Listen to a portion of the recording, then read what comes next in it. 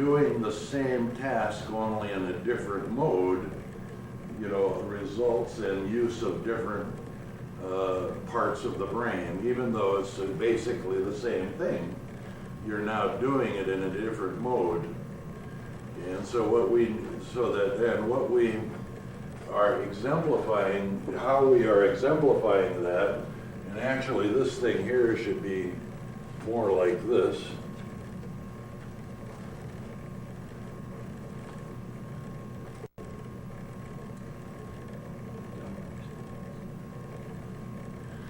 Is we are exemplifying the, you know, these differences from one part of the brain to another as being actualized neural networks, and the density changes as you go across our brain.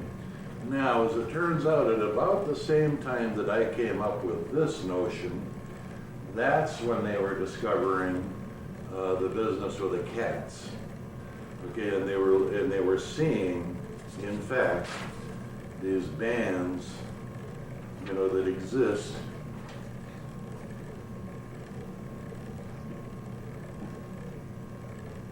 Oh, scales? Oh, there is no scale. No. Is the horizontal scale time? No. And the vertical scale density? Go ahead, Jerry. It's the horizontal scale is the actualized Because I can't hear. neural network. Which Okay, network? so Network 1, means- 2, 3, Right, 4. as you're 5. going across the brain, what are, you know, is those network, and the vertical is the density that is actually firing. Spectral density. It's a density, yeah, We're talking about multiple That's networks density. or a single network? No, multiple networks, Yeah. single brain. Okay. single brain, multiple compartments. Actualized neural networks. Actualized neural networks. So some of the neural networks are more And it's dense than others. abbreviated in Yeah, they're the ones that are involved in the work. And ANN. Right. But this, I take that's NEU. not an ordered set. It's strictly Yeah. a, I don't know It's what a- this means. yeah, it's strictly a functional, it's functional compartments across the brain of actualized neural networks.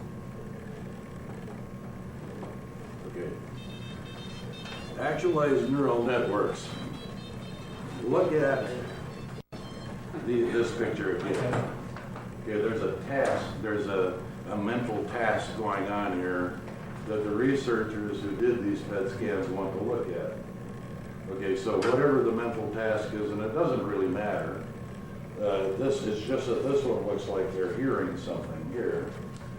Okay, so now what happens is that actualized, when you do a mental task, you have to use networks that have been actualized, that have been put into place and that are used by virtue of memory for that particular task.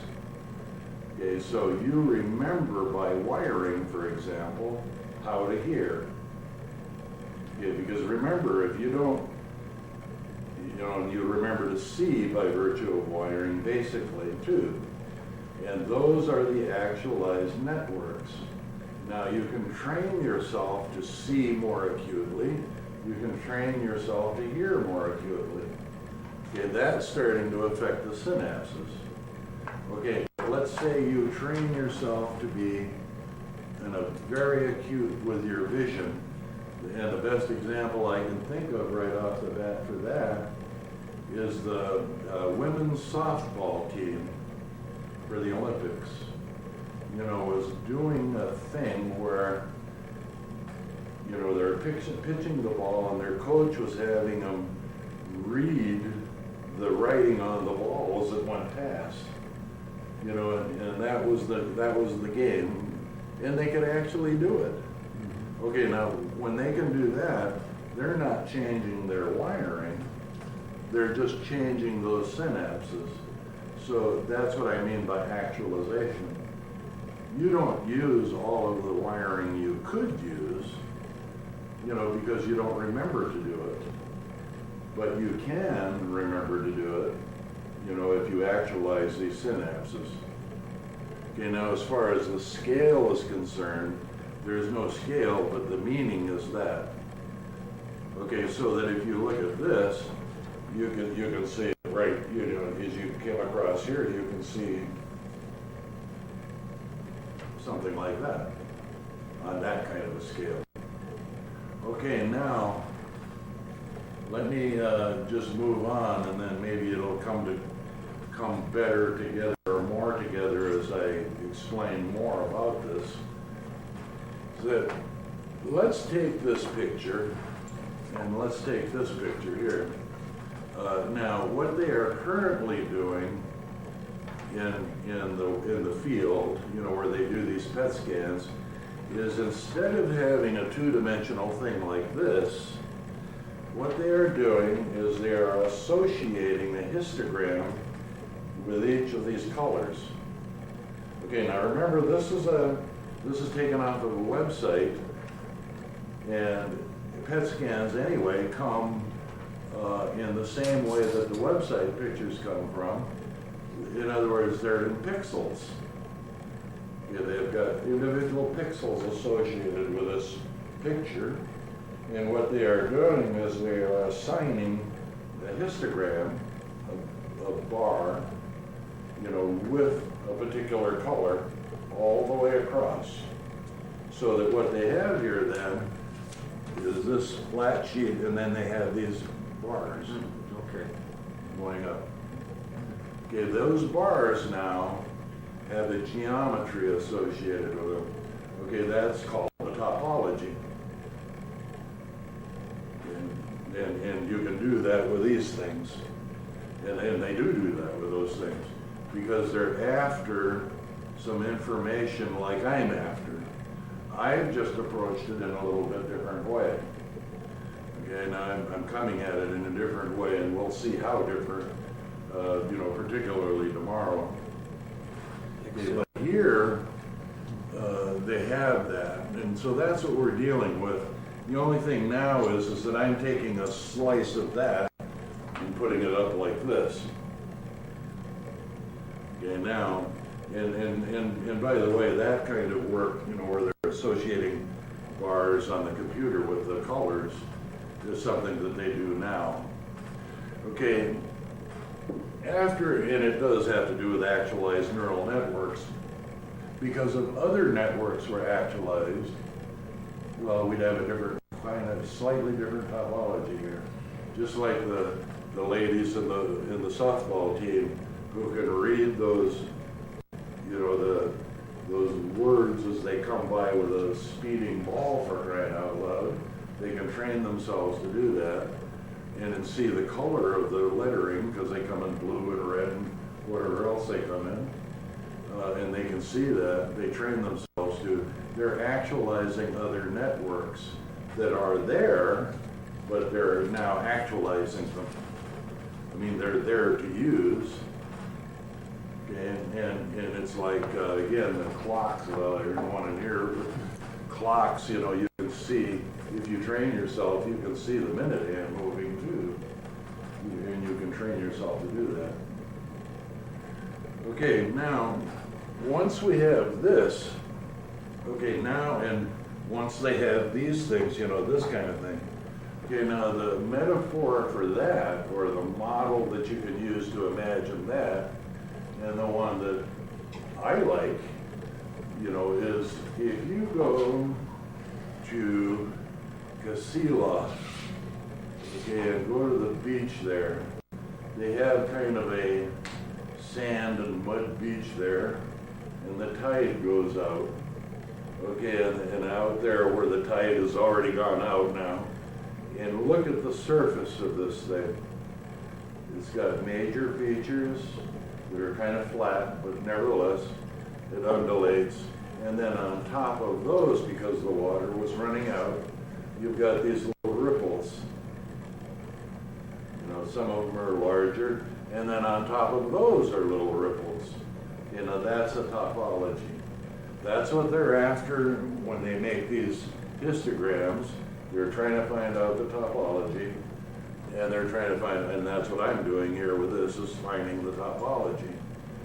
Okay, now we've got, in the same respect that these guys doing that kind of thing are trying to quantify, you know, what they're seeing, I'm trying to quantify also. Okay, now, what is it that we've got in this thing? Well, we've got to the point now, because of, some of the explanations about extragenetic influences, for example, now we can take and do something different. We can examine one culture as opposed to another culture. And in one culture, you would expect certain things to be emphasized as opposed to another culture. Now, what do I mean by certain things? Well, there are certain things associated with human beings, in general. You'll notice that no matter where you go in the world, if a person is happy, they smile. It doesn't make any difference what culture, it doesn't make any difference what age it is, what time in history it is. When a person is happy, they smile. Okay? There are other observations that you can make about human beings as opposed to German shepherds. One of the things that we are, and I'm not saying German shepherds aren't, I'm just saying that we are altruistic. For some reason, we want to help our fellow man. Helping my fellow man doesn't mean anything to my survival, maybe. Who cares if those people down in New Orleans are having a tough time? It doesn't matter to me directly. But for some reason, I care about it. That's my altruism. And all of you have that. Wait, another feature that we all have is we all have acquisitiveness. Okay, that's another thing that we are endowed with, acquisitiveness. We want stuff. We're pack rats. Human beings are pack rats. Okay, we collect things, we want things. Somehow or another, things have a value in and of themselves. And so we collect them and we want them. Property or whatever. Things, cars, better clothes. Okay? There are other aspects associated with humans that we can cite, which is, and the biggest one of all, one can legitimately assert, is the libido. We have a sexual drive that absolutely permeates our personality. And the reason we have that is a drive is because if we didn't, we wouldn't be alive. That's part of the survival of the species. So, needless to say, it's expressed very strongly. Okay, now how would one do that? Well, let's do this. Let's use the same basic idea.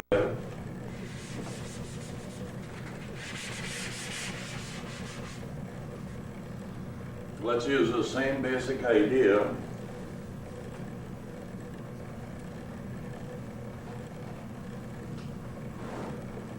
And then on this side here, let's just say we go like this.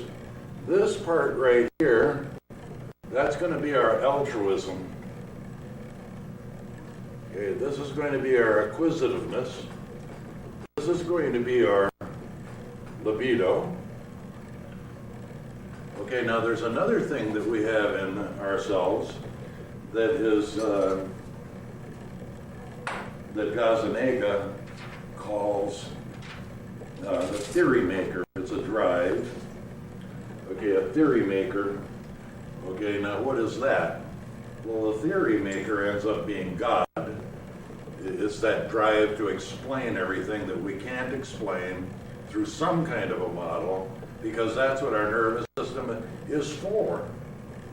Okay, now this is a function of the whole nervous system. Okay, but we could have that in there. The trouble with putting that in there as a high place is that it really is a function of the whole nervous system. Why is the nervous system there? Why do we have a nervous system? Well, it's in order to model what's out there. That's what we have to do. And we have to accurately model it.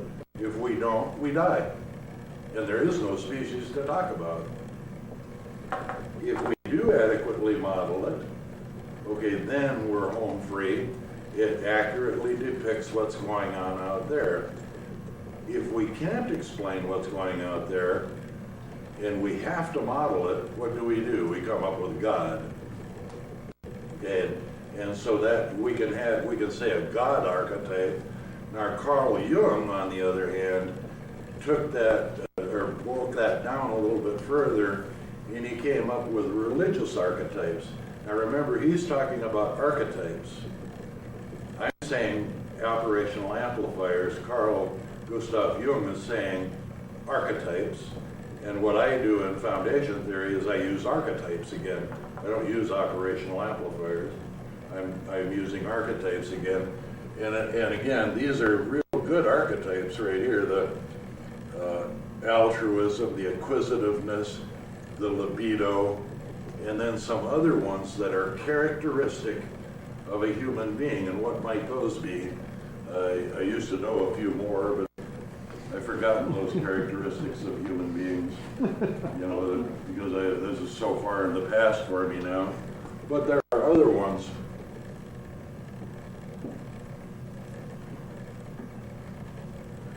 Okay, now this is interesting because if that center one is, I think you will all agree, that center one being the libido comes under the influence of culturalization and socialization. You know, you can't get rid of that archetype, but you can change it. And that's what happens in cultures. Some cultures are more altruistic than others. Some are more acquisitive. And some emphasize sexual stuff more than others do.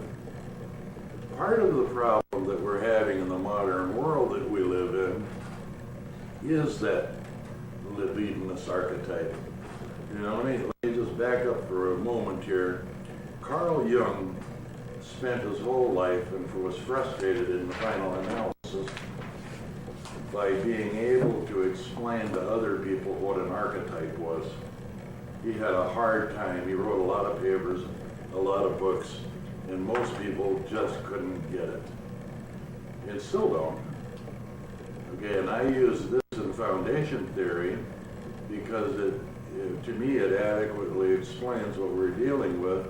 But if you look at it as a primary psychological engine, like a drive that drives you, and a good example of that, of course, is the libido, particularly for men, because they think about sex pretty much all the time, especially if they're young, and a lot of women do too. But I don't know, I'm not a woman, so I don't know. But then there's other things like altruism that comes out that I can feel in myself because of the Katrina disaster and so on and so forth. But I feel it all the time when I think about, you know, the children in the villages and whatnot that may be shipped out to a high school in Anchorage or Fairbanks or wherever. I think about that too. So that's my altruism going. But on the other hand, God darn it, I want a Cadillac now. You know, I never have for a long time. Well, I've got a pretty nice car now, but I mean, no, gotta have a Cadillac. Well, that's my acquisitiveness. You know, that's what that is. And that comes under the influence of cultural control also. But one of the problems that we're having now with, for example, how is it that Muhammad Atta gets in an airplane and crashes the damn thing into a building? You know, what's the drive there? And somehow he's got this problem with American culture. Well, one of the things that I do with the cops is I say, look inside of yourself first If you want to start to understand that kind of a drive, look inside of yourself. Do you ever have the problem of your children watching all of this explicit sexuality on the television set? Do you ever have a problem with that? You know, and most people do. I mean, I don't have any children, but I have nieces, and here they are growing up in this world with all of this blatantly explicit sexuality on it, and blatant violence, and just graphic, and I have a problem with it. You know, so that if the American culture is so pervasive, and it is, and it gets out into the world, are there going to be people who actually can't handle that? You know, that kind of thing? Yeah, and Muhammad Atta and those guys, they're one aspect of it. Now, that's a simplified explanation, but you can feel those kinds of aggravations in yourself. There's a lot of groups out there that really get crazy about it too. I don't get crazy about it. Geez, that's pretty explicit. You know, and they're getting more and more that way. And so the culture is expanding more and more. Now, in some cultures, though, you know, this particular thing is very much diminished. Whereas acquisitiveness, for example, in the Northwest Indians, you know, acquisitiveness for what it was that they could acquire was really quite high. That was part of their culture.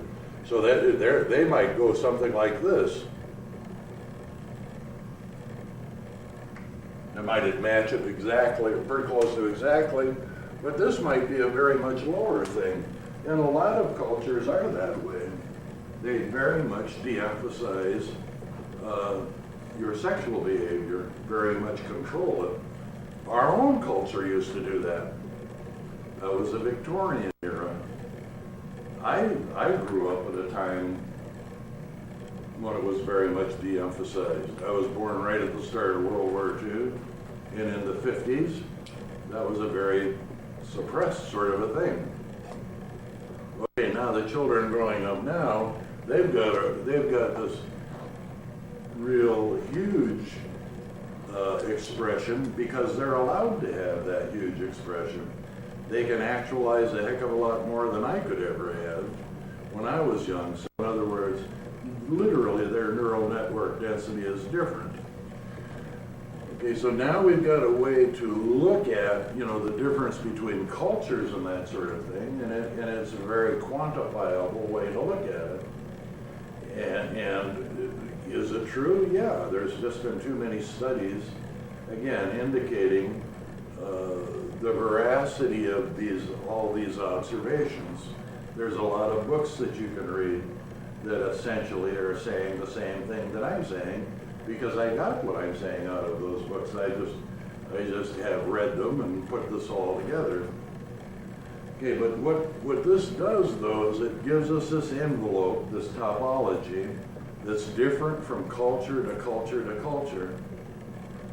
You know, and to conclude the business about cultures, consider that this is a culture, you know, the United States of America. It's a culture as a whole. Okay, and then so on an average as a whole, you might be able to put together a topology to define the American culture.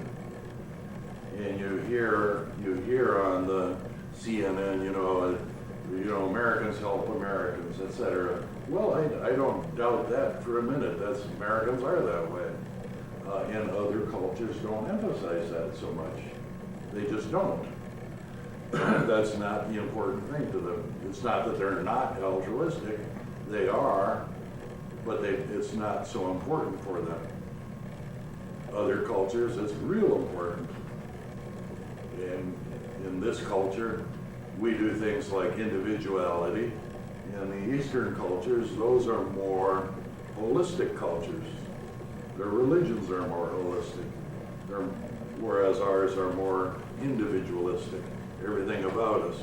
So that if you can define some sort of cultural topology, okay, then you take somebody of a different culture and put them in there, in the middle of this, and their topology happens to be dramatically different, then what would you expect?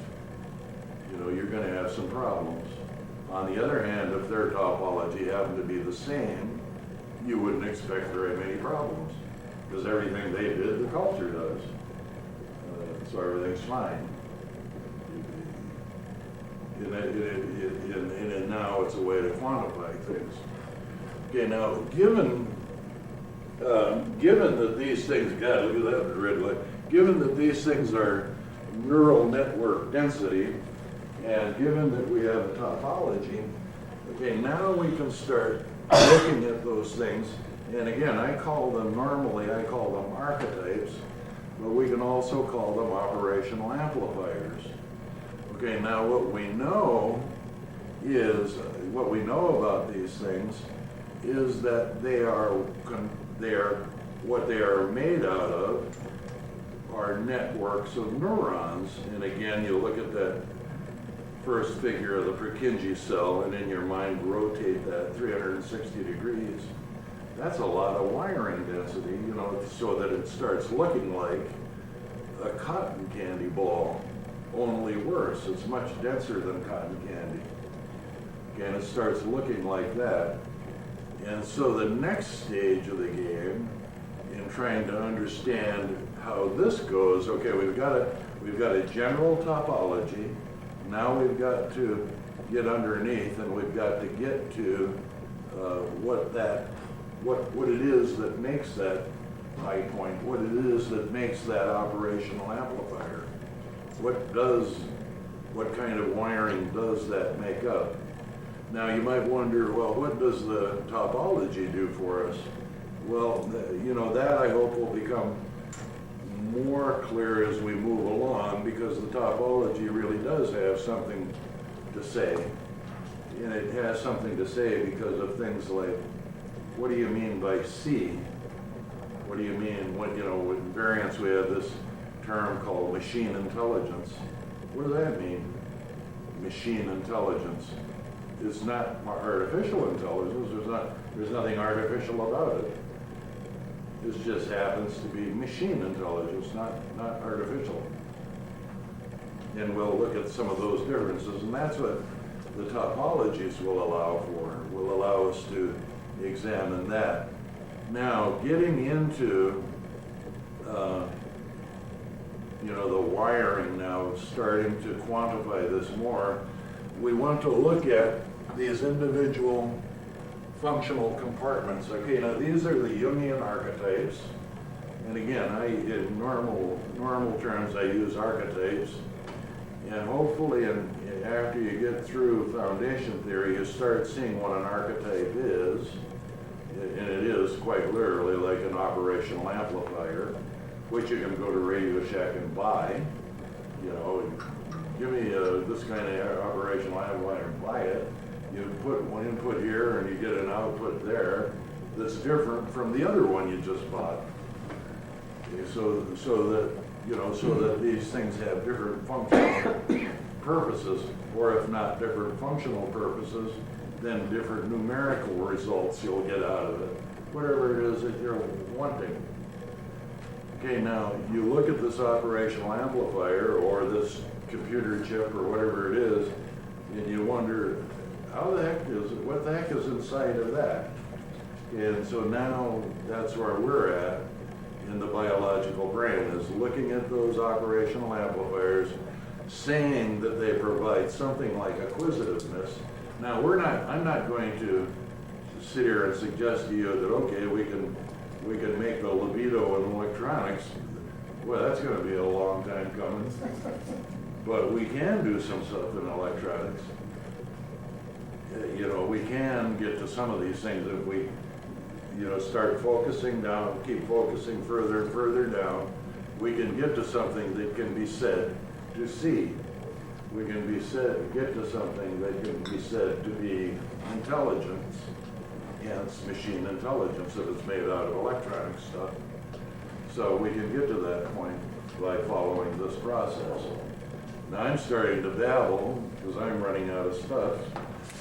And so we ought to probably hang it up for a day and start in again tomorrow. Yes. By the way, on this topology, what that's called in foundation theory is a cognitive topology. And in a cognitive topology, in fact, undulates. So it's more like waves on the water. Undulates all the time. How do you know it undulates? Well, look at yourself, get inside yourself, look at your own mind. Your hormonal levels, whatever the hormone might happen to be, changes kind of constantly, minute by minute, day by day.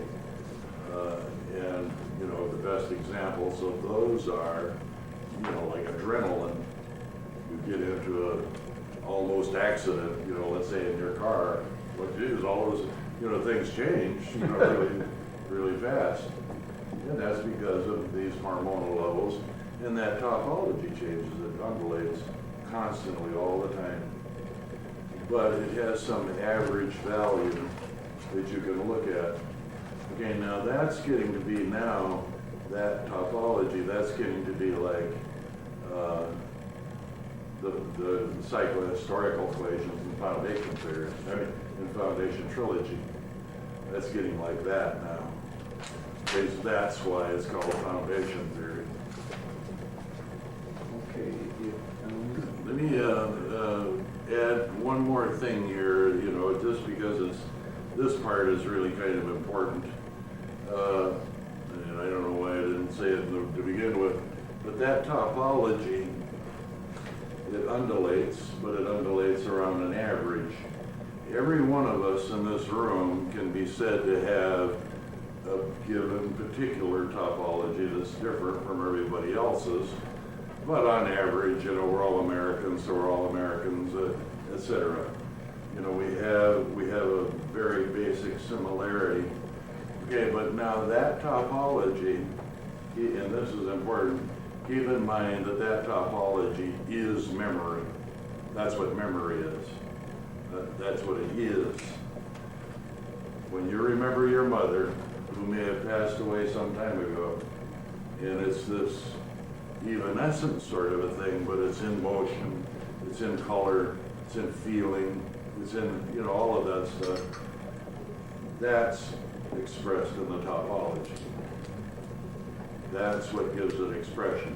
Remember now, we're not dealing anymore with the objective universe per se, we're dealing with MU, the mathematical universe that actually is out there, and we are expressing it in the sense of the same thing as, and that topology is your memory, that is you. That's your personality, your memory, all of you. That's you. Now it can get down to finer and finer details, the ripples in the sand, when the tide goes out, or whatever picture you want to put in your head, the Sahara Desert, whatever it is, you can get down to finer and finer detail, and that's where we're going, because we can't deal with things like altruism or acquisitiveness. Those are too vast. They're not well enough defined, those words. Lara had said that a friend asked me if this technology can be used to recognize a word in a phone call, even if the technology had never heard that particular speaker before. And the answer to that is yes. And the way that happens is that we have ENLs, and then from the ENLs we build AFAs. It's not very difficult to see that if you have an AFA that has, let's say, 1,000 ENLs in it, and then you take any word in the English language, let's say, and say In any language. what? In any language. In any language, yeah. But at least the English language, I have some command of that. I don't have much of it. Not a very good one, but some command of it. But anyway, you take any word, and it has a physical correlate associated with it. In other words, if you say a word, there is an actual physical wavefront that can be decomposed into particular frequencies that is characteristic of that word. Okay, that will activate an AFA to produce a code. You know, the AFA will produce a code unique to that word. So if the word is in your dictionary under that coded heading, that computer will know it, regardless of who speaks it, and regardless of what language it's in. It The does have to AFA be. works like a spell checker. Right. But it does have to be in the dictionary. It It does have to be in the dictionary.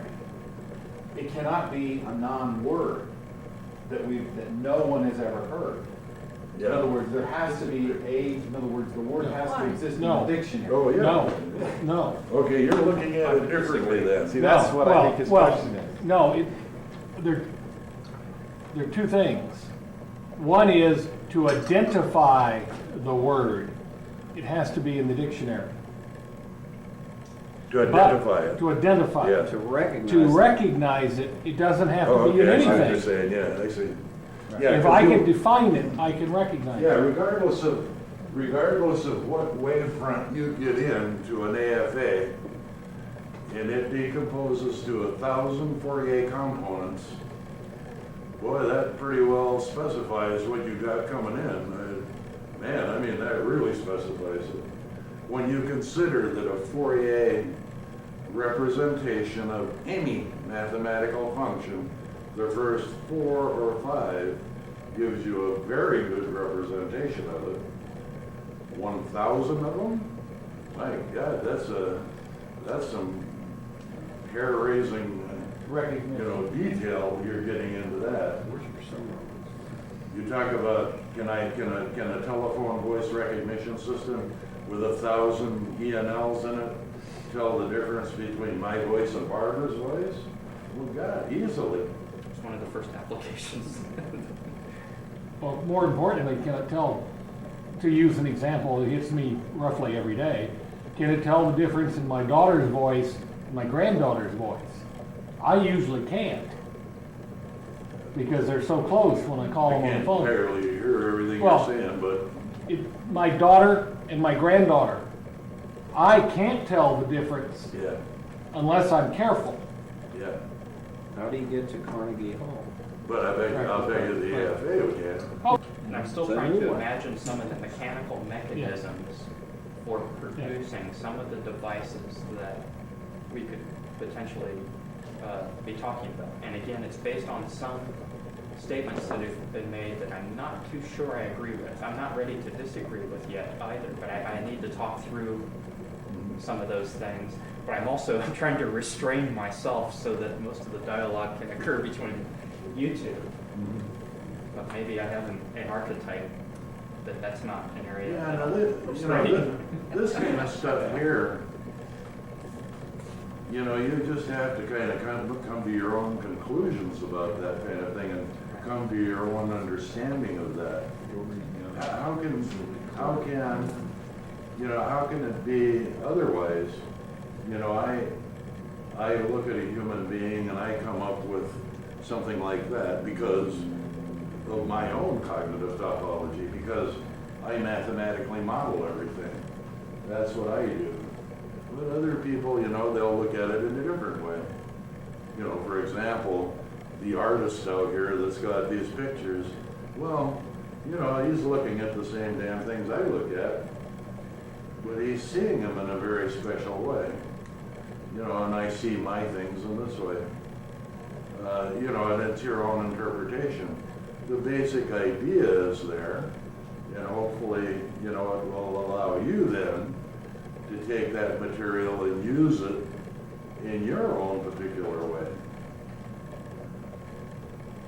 It's the same hope that I would have, that I had with regard to the Department of Education and their Board of Education, and talking to people like Barney and Janie Leask and all those people at the time. Did I change anything about how education is done in the state? Yeah, I did. It was foundation theory that helped me. It's understandable enough. You know, it can be translated into their language well enough that it does change things. And, you know, and then hopefully that's what will happen here. You know, in my case, the problem, in Variance's case, the problem is making a prototype, building an actual one, like 1,000 AFA, 1,000 ENL AFA, you know, and seeing what that thing actually will do. Now, keep in mind the pinouts, you know, there's, you know, something like that, if you take the patent diagram for an AFA, or the one that's in one of these packages, what you find is that there's not very many pinouts, but boy, you get a load of information out of there. Oh my God, it's just beautiful the way that thing works. Now, I can credit myself for having thought of the idea of the ENL, you know, is a change of venue. But tomorrow, when we get down to, okay, let's build a brain time, and we start putting a brain together from in our mind's eye, the pile of neurons on this table, what we'll end up with is something that nature thought of first. So in other words, this comes from nature. And because nature is very clever, very simple and very clever. And if we can do any better than that, It's not that's good, I guess, but we can approach how well nature did it, we're too. it's almost always nature beats us to it. Yep. Okay. 8:30 in the morning. Okay, let's pick up where we left off yesterday. This is functionality from electronics in a fairly direct sense, so that's what we're going to be talking about here too. I would just call your attention to the fact that when I was going to college, you know, when I started at Sonoma State, you know, it's Sonoma State University now, but it was Sonoma State College at the time I went there. We had we had two things going on. One, the digital revolution was just starting to happen, and two, at that time they also had analog computers, not digital computers. Okay, so there are many things in electronics, you know, that do, you know, quote, in quotes, that do electronic functions. Okay, so that you can take an assortment of those electronic functions, put them in series or parallel or however you need to do it to create the equivalent of an analog electronic, an analog electronic function that's the same thing as a mathematical operation, you know, like square roots or whatever. And those were, that's some of the computers that were in Sonoma State University, or Sonoma State College at the time when I started. Digital computers as such we had them, but they didn't really exist at the time. Keep in mind that when I started college, when I left Alaska and I started college at Santa Rosa Junior College, the kind of computers we had there were Marchand, and they were, you know, and if you want to, you know, and you'd get this thing going and go wham, wham, wham, it was a mechanical thing. It was kind of a mechanical slide rule. And it was just a noisy, you know, thing just to calculate a lousy number. But, you know, when I got to Sonoma State, they had deals with all those high-tech industries in the, you know, the Bay Area, and were able to get HP and Tektronix and all that equipment. and including some of the new digital stuff. But it wasn't until I got to the Geophysical Institute and working on my master's and PhD that real digital really started to happen. And that's when I bought my HP Scientific for lots of money at that time.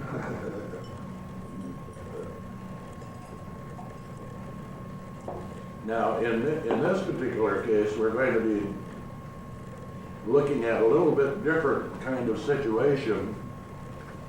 And I'm glad Art pointed that out, you know, because that brings me back to a time when they really did functionality from electronic circuitry.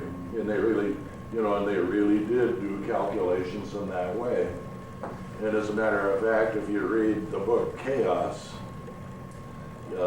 he'll talk about the analog computers and how those were instrumental in getting at some of the subtleties of chaos, you know, the reality of chaos. Now, what we're going to be doing anyway is, again, with, you know, keeping your mind's eye on this thing, that particular... Jerry. Morning. I still can't hear, but... You're after it, huh? Good morning.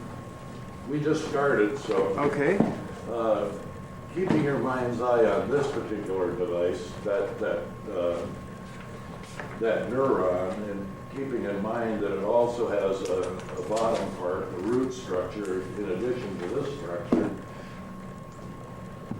that those neurons, looking at that, you have to rotate that 360 degrees to get a full appreciation of how much branching there is. And then you have to consider that if you took another thin section right on top of that and right on the bottom of this, there'd be more there slightly displaced, more neurons slightly displaced. So they're packed very close together, and they're making this incredible network. One of the first things they started doing in this business about explaining, and keep in mind this,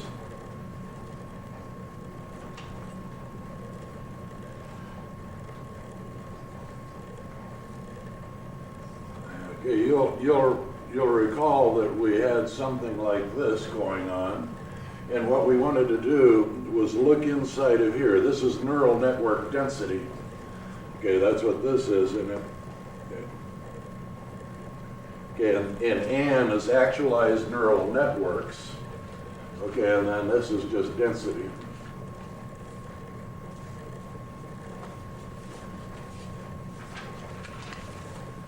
Okay, and what we're trying to do now is that, okay, first of all, let me just refresh some of your memory. This structure is, I call the cognitive topology, but you can look at this in another way. You can look at it in the sense of electronics too. Now, if you look at it in the sense of neurobiology, that kind of a structure would correspond to you as a human being, you as a person. You know, you as a person will have, you as a human being will have a topology associated with you that's different from a German Shepherd. Okay, now how is that expressed in a topology? Well, again, one of my favorite things is the beach on Kazilov, for example, or a lot of the beaches around here where there's clay and sand and whatnot. And that is when the tide goes out, there's this topology that you can see with major forms, you know, long wavelength stuff. And then that would be you as a human being. That's your genetic heritage as a human being. Okay, now a dog or a bird or whatever it is would have a vastly different long wavelength structure that would be characteristically different. Okay, but on top of that, you know, on top of that long wavelength stuff, you've got finer detail. You've got, and you can think of it in the sense of the Sahara Desert surrounded with mountains or whatever, or around a mountain. On top of these long wavelength things, you have finer, shorter wavelength features, that cause, that more and more cause you to be characterized as a human being, or as a German Shepherd, or as a crow, these different things. Okay, and then on top of those medium things, you've got shorter wavelength. Remember, shorter wavelength means neural network density. You've got shorter wavelengths that's related to your culture and your society that you live in. We call ourselves Americans. Well, to no small degree we are. We're wired as that way. We're wired that way. We're wired differently from a lot of other cultures. Okay, that's expressed there. But then you have your family influences. All of that's expressed. And is that true? Yeah, it is true, because they've got, you recall yesterday I was showing you those, matter of fact, that one Jerry has, that's a good example. The one with Parkinson's patients and all that. What they do with those things, again, is they take those colors, and obviously those are digitized. Those are actually pixels, which are digitized already. And what they do is for each color they build a histogram, which is just a bar, or it would be just a cubical extension up from that pixel that indicates the color. And then that indicates, and then when you get all those in there, and you've got gazillion pixels, you've got a pretty good topology defined. Okay, and that topology is different for each one of those cases. But obviously the normal person, which is what you want to be, and the person with the tissue implants, those things are going to look pretty similar. Okay, but now let's take a real good example now. Let's take a PET scan right now that's similar to the one on the next page, the figure on the next page. Okay, now that bottom figure, or that bottom picture, again, those are in pixels. You guys in this room are normal, except I'm not. And the reason I'm not is I've got this eardrum problem. That my perceptual interface is more or less cut off. So if we put you guys in a PET scan or fMRI or whatever, which we can go get right over there at Providence or right over there at ANMC, and get you under there and look at it, those areas on that bottom picture for you would be lighting up, and you would have these. You could make these digital topology that would have a topology. Mine would be pretty well, it would be dramatically different. Okay, and this is one of the reasons why I had made the point of, and this is, since you're an Indian educator yourself, Art, you can well imagine I'm having a hell of a lot of problems, just because of that area of my brain. I mean, this is kind of weird, to me. It must be kind of weird for you guys too, not being able to talk to the person who's talking to you. But that kind of topology causes that kind of problems. The Indian kids are a good example, especially if they were raised on a reservation, especially in the case of Alaska, especially if they're raised in this little village that nobody even knows is there and nobody's ever seen before, that kind of a thing. If they're raised in that kind of an environment, you can well imagine that if you can take a culture like the American culture and define a topology, an average topology to it, like Harry Seldon, Asimov's Harry Seldon psychohistorical equations, you can define this average topology, then you can imagine sticking this kid into that. You know, and that kid's gonna have a different topology. And that's for sure, because you can take PET scans, or nowadays fMRIs, you know, are more accurate than these PET scans are. And you can look at the differences, you know, between people. So it's not, this is not something that I am telling you as a theory. This is a fact. It just happens to be real. So, this is all to say that foundation theory, you know, has, keep in mind, has far-reaching you know, implications.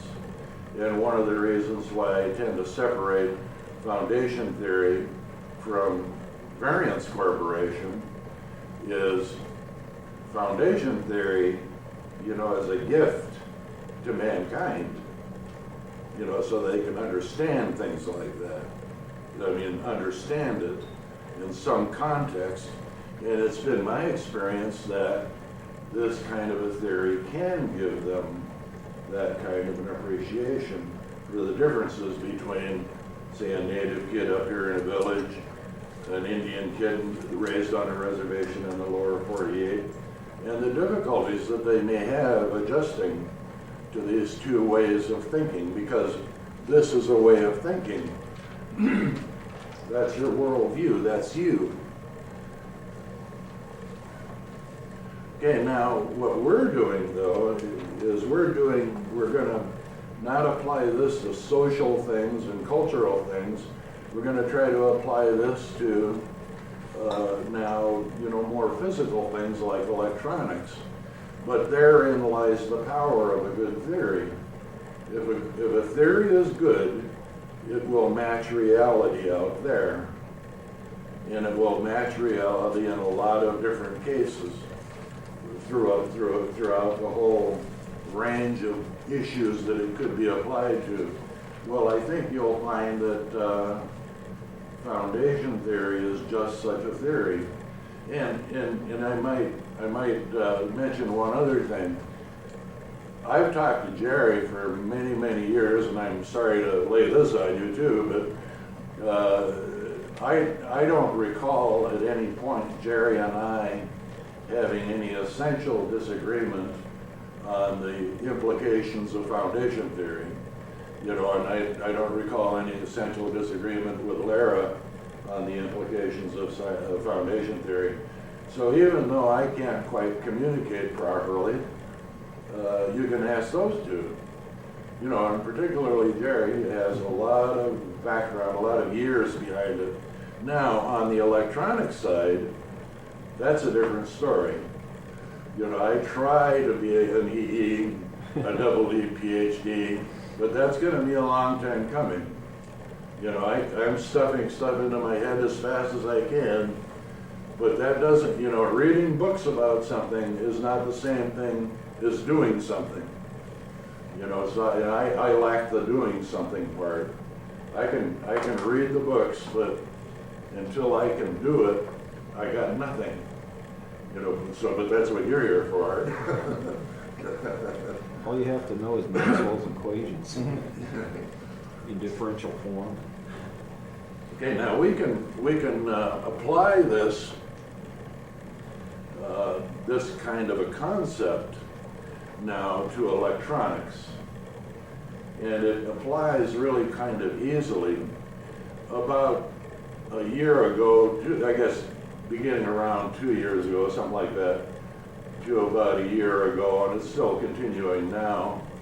The University of Virginia, I believe it was, had the idea, well, let's take a bunch of Apple G5 chips, you know, or let's take a bunch of Apple G5 computers, and then let's put them in parallel. Okay, now what we have here now, if we look at that particular problem, what we have there, okay, is this is a topology like in a human being.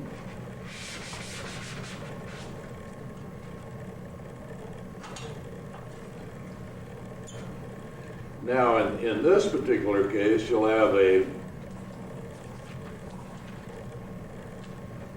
kind of a perfect sine wave. In each one of these things represent processors. Okay, and so these are G5 processors. Okay, now I don't know, I know that Intel and Hewlett Packard, came out with the equivalent of a Pentium 5, but that, it turned out, and they spent well over $1 billion on that, but it turned out to use way too much power so that it didn't, so they didn't come on the market. They do have a G5, the equivalent of a G5 in Intel. But anyway, Apple, which is an IBM chip is what it is, IBM did make a G5. And the problem with a G5 Apple computer or a IBM G5 is that they can't get the speed out of it that Intel can get out of theirs. You can't get 3.5 gig or 3.2 gigabyte G5 Apples. You can get them pretty fast, but not that fast.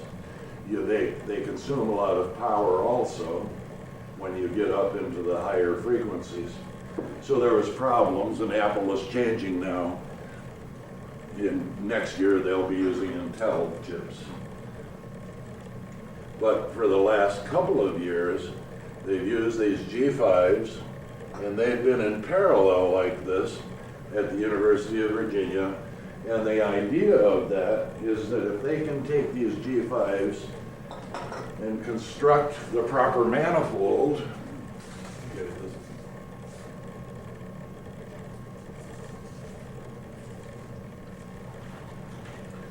if they can construct the proper manifold, and that's what I call it. I don't know what everybody else calls it, but that manifold would be all of these wires that you see. If they take a picture of all these G5s sitting on racks, behind it you'll see this monstrous assortment of wires. Well, that's the manifold. Okay, another way to look at the manifold is you and I, we all have right and left hemispheres.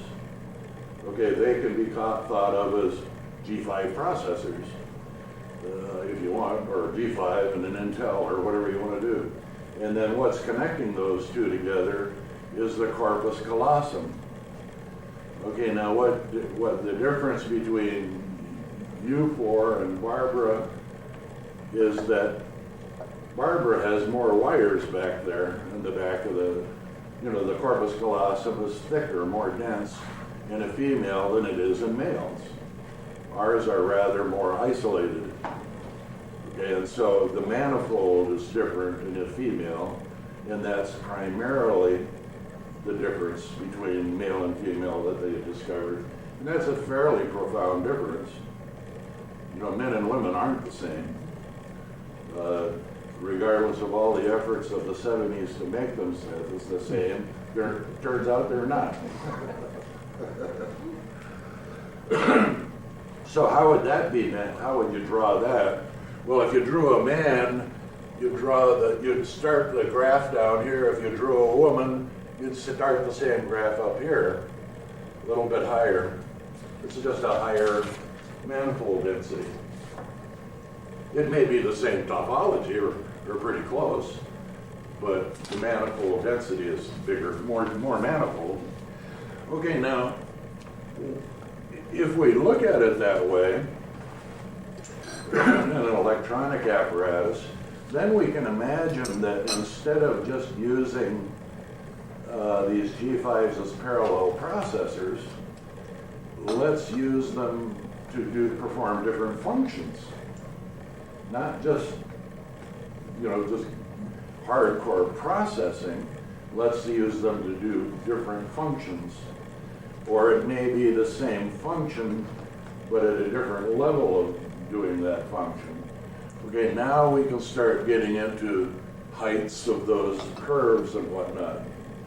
You know, instead of having all of them do the same thing in a massively parallel fashion, now they're doing something else and you're going to get different functions out of them. Okay, and then that would bring it more into par with a human being. As it is right now, what the University of Virginia or West Virginia, whatever it was, did is they took a whole bunch of G5 Macs, wired them in parallel, and then made a supercomputer. And what that means is that it had teraflops capability. Okay, and, you know, and they made that out of off-the-shelf computers. So that was a fairly big deal, and a number of other universities have done exactly the same thing. You have teraflops capability. And of course, here in Alaska, we've got a different deal. At UAF, we have a supercomputer, a Cray, and it has that capability, the teraflops capability, I think. And now, It does. It does. so yeah, you know, again, I'm a long way from being a double E PhD, so I don't follow the industry as closely as you guys might. I have other concerns going on that kind of consume most of my mental resources. Now, one of the things that we need to do now is look at what it is that these things do. You know, these neural network densities. And I think I think we gained a certain appreciation yesterday for the idea that, well, we can look at what things do, but we're certainly not going to be able to, anytime soon anyway, start doing things like build chips that are altruistic, or build chips that are acquisitive, or, you know, or anything like that.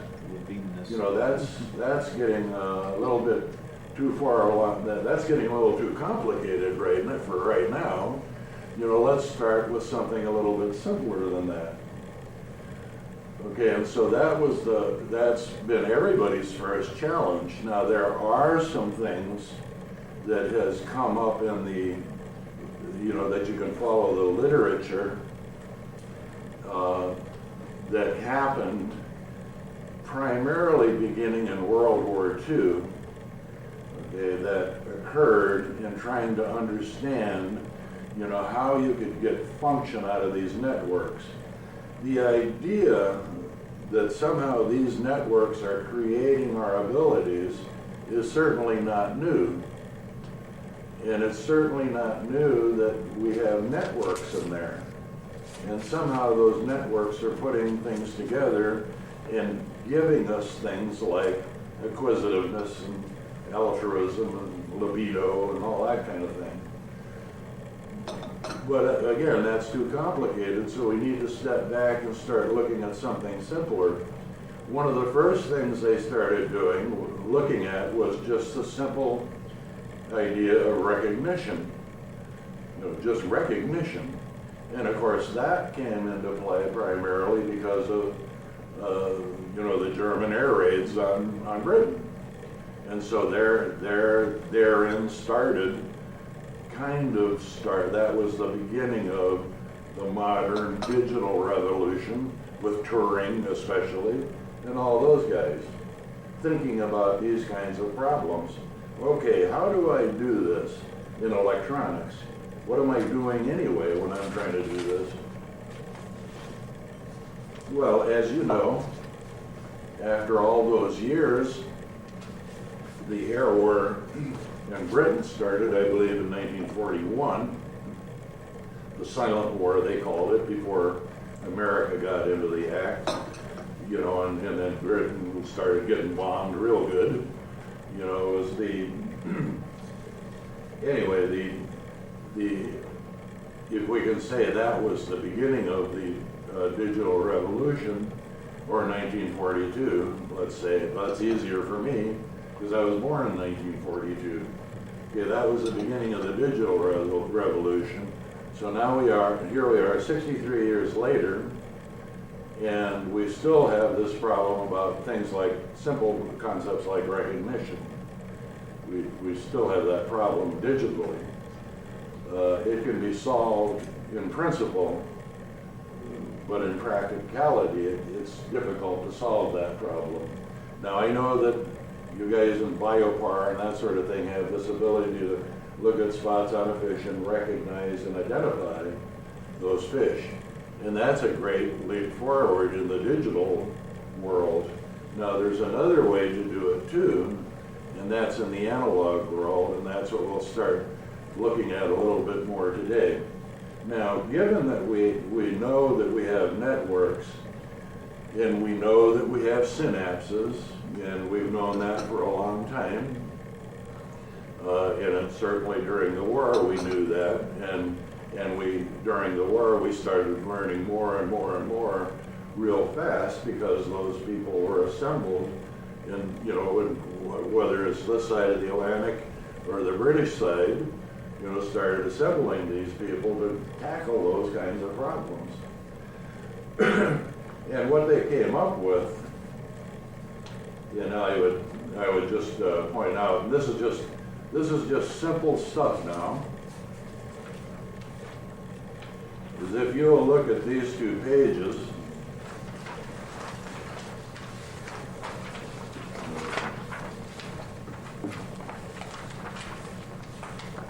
okay, and then if you look at these two pages, it's been well known, that we have synapses for quite a while. It's been well known that we have networks for quite a while. Okay, this particular network was one of the first that came out, this figure 1.2. And figure 1.3 is a model of a neuron with synapse. This particular figure 1.3 was originally developed, I believe, in something like 1943. Okay, and remember, now they're trying to build computers, and they didn't have transistors or anything, they had vacuum tubes. And so what they have to do is they have to build analog computers at that time. And they were coming up with models like this, to try to figure out how to recognize aircraft, primarily. What to do with their radar imaging that they were doing. Again, and particularly identify aircraft and buzz bombs and, that kind of stuff. Along with this electronic neuron, now what this does is this is a later model, this particular model. They've got a summation sign there, and I believe, that word that you can't quite read I'm trying it with my magnifying. after the summation sign, What's it supposed to that say? should say activate and with a question mark. Okay, you've got an input, and then that arrow just means, well, will it activate? If so, activation equals AFT equals output. Okay, so this is a threshold device. Okay, so automatically this thing starts digitizing in a sense. Okay, now this figure 1.2 was one of the first models of the networks that was designed. Okay, now, and again, this was designed during the war, except that keep in mind that these indicators that says input layer, hidden layer, output layer, the hidden layer, that concept didn't come into play until much later in the 1960s because of some things they found out about that. Okay, now what's important here is to note that regardless of whether you use this figure or the network figure, the simple network figure, what you end up with and it's still the case today. Oh, and by the way, these other figures like this are just are just provided just to give you a way to indicate which neuron is which wire is which. Okay, and it happens to be the way that they currently do this, the way they currently keep track of networks, right now today. And it's a real nifty way to keep track of everything, because the W, that means wire. Okay, and the 1-3 means the wire between neuron 1 and 3. Okay, the wire 2-5 means the wire between neuron 2 and neuron 5. Okay, so it's a real nifty way of keeping track of all those wires, all of those neurons. And again, this is something that you use right now today. Okay, now what they also use right now today, and still do, and this I might add, can be found in any current complexity textbook that you want to look at. If you guys have a University of Alaska library card or something, you can go right next door here, or practically right next door to the consortium library, pick out pretty much any textbook you want on complexity, and in that complexity textbook there will be a chapter called neural networks. Almost every one of them have it. Okay, and you'll see pictures like this, although I had to draw this picture. I drew this on Apple, real basic program. Actually, it was Claris, a real old program, and that's why it's kind of fuzzy like that. I didn't draw it on CorelDRAW or anything. Okay, and what the point is that these equations that they have, like the one that appears in the artificial neuron, okay, that equation with a summation sign, I of t, I sub k of t, okay, k going from 1 to however many neurons you have, which is capital N. Okay, they still use in complexity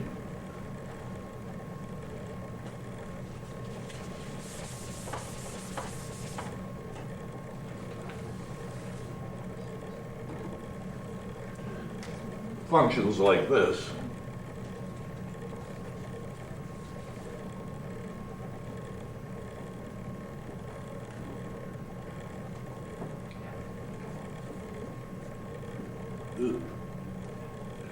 K, that's supposed to be. And one of the things about that, and they still do that right now today again, and what they do in so doing is, if you will look again at this network, which is the easiest one to look at, and you imagine that there is a voltage applied to any one of those neurons, doesn't make any difference which one, as in, okay, and I did provide this figure.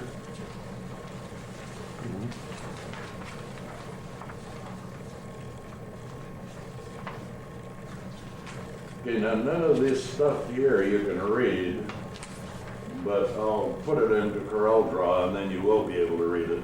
Again, this was drawn on Claris, and if anybody here is familiar with Mac and Apples, Claris is a kind of an old program. It's, old Macs had those, they came with that stuff on it.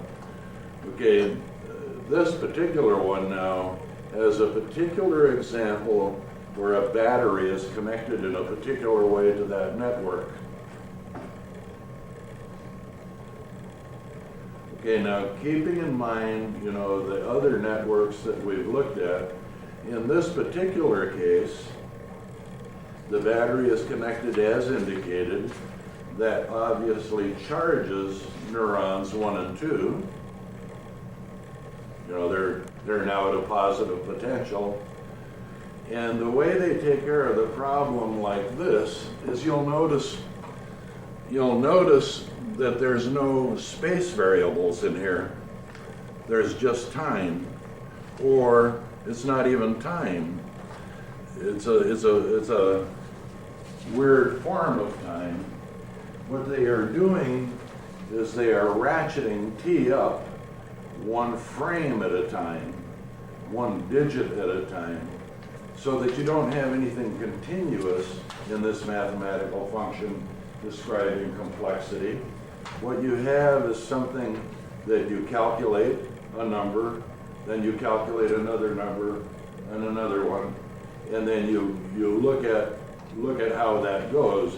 That's the current method in complexity. Okay, now in this particular case, we take a snapshot. Okay, so we're looking at it at k equals 1. Okay, these two neurons, 1 and 2, are charged, and because of the specification of the weight of those wires.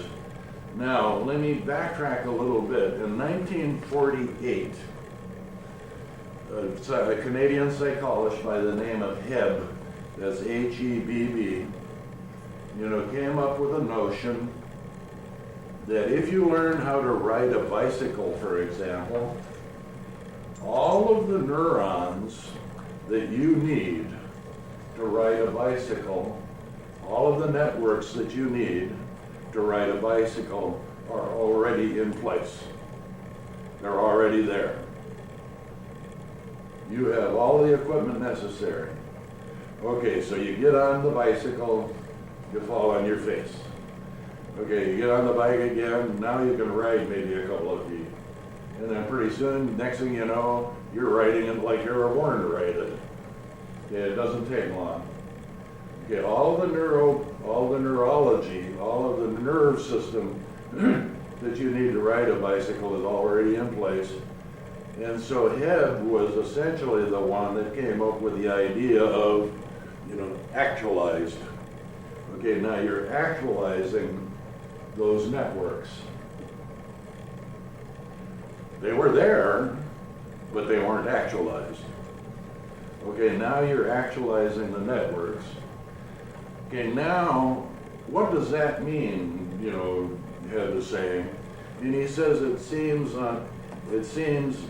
reasonable to me, he's saying, that what's happening is we're not growing new wires to learn how to ride the bicycle. Those are already there. What we are doing is we are weakening or strengthening the synapses in a way appropriate to riding a bicycle, that task. Okay, so he came up with the idea that the synapses can be stronger or weaker. And again, this is 1948. Okay, and what those synapses, those plastic now synapses, how they came about, that the plasticity of it, the way that's usually talked about nowadays is they don't talk about the plasticity of synapses, they simply say Hebbian synapses. Okay, that's what they're known as. They're Hebbian synapses.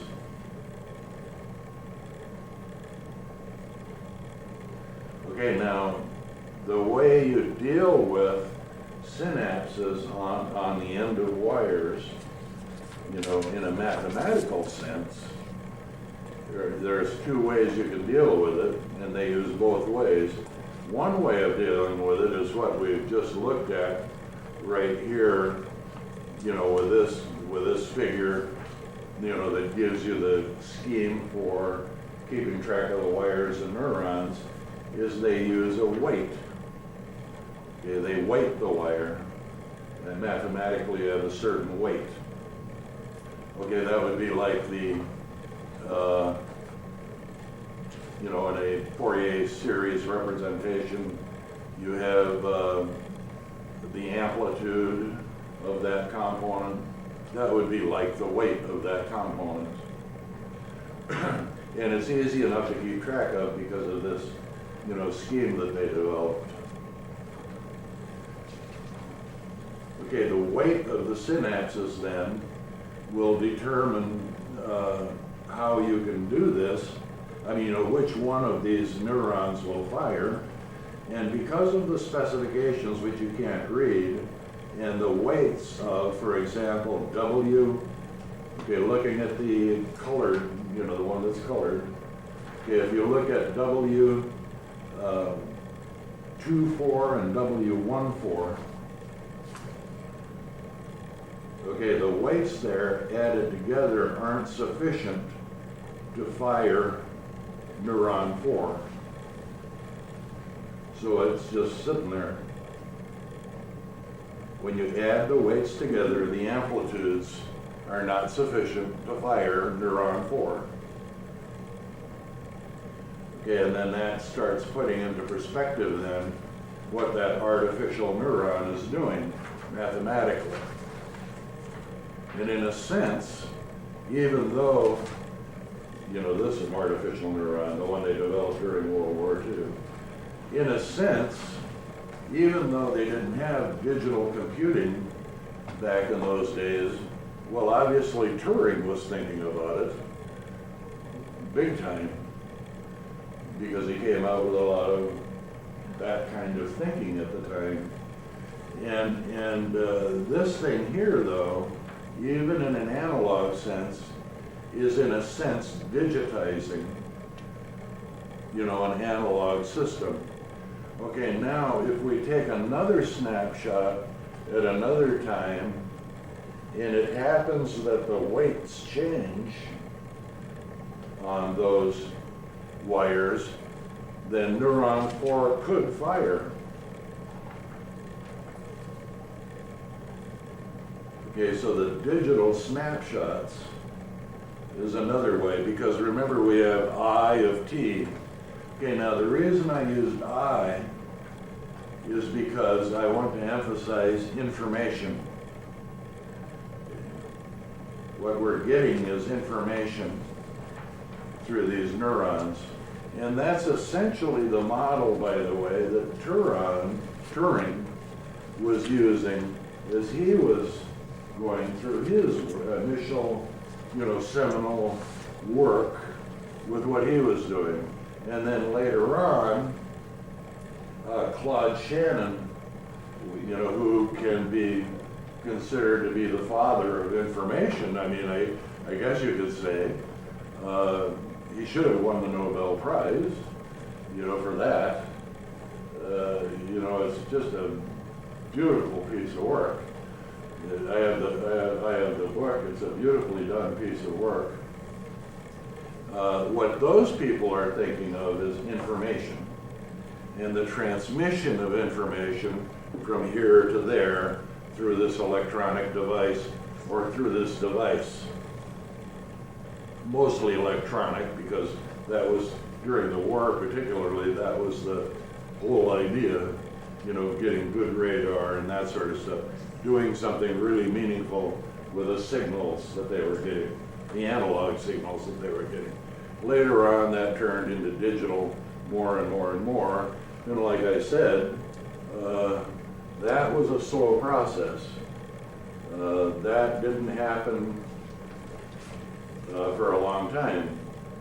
Again, when I started going to junior college in the 60s, and they had Marchand calculators.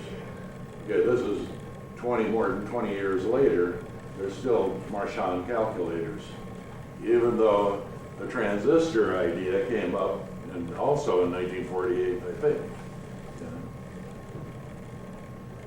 Let's, I'm getting dry kind of here. Let's take a break here and pick up on it again.